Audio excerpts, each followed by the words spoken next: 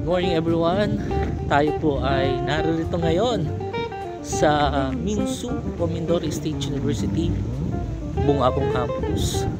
At tayo ay meron ditong one-day seminar. Ito ay maghapon. At habang inatay ho natin yung mga kasamahan pa ho natin mula sa main campus, ay pasyal-pasyal muna tayo dito. Ang mga kasama ko ho ay nauna na naglakad.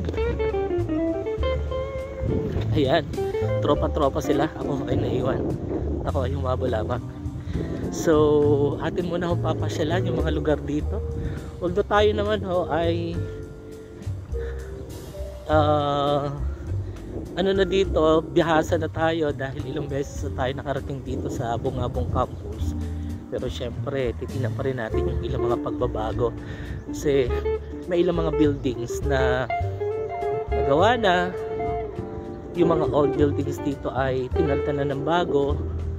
At titignan natin kung sino-sino pa dito yung mga kakilala natin. Kasi syempre ho, taon-taon may mga nagre-retire.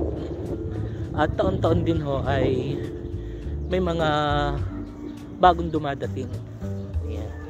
So meaning to say, mas marami ho ang bago ang dumarating kaysa sa nagre-retire.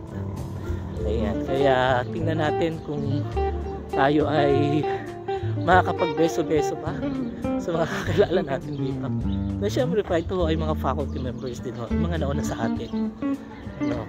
Kaya nga ay mga tahiran sa larangan ng pagtuturo at pagbibigay ng learnings at information sa mga students.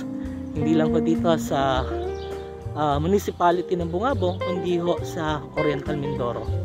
Kasi merong mga estudyanteng nag-enroll dito from Bulalakaw, from Rojas, meron din from Bansud, from Gloria, from Pinamalayan, ayan, at from Occidental, kasi ito ay malapit na sa Occidental, no, kasi may lagusan na.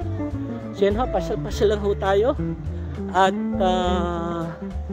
ating damhin ang ambience ng Mindoro State University o Minsu Bungabong Campus.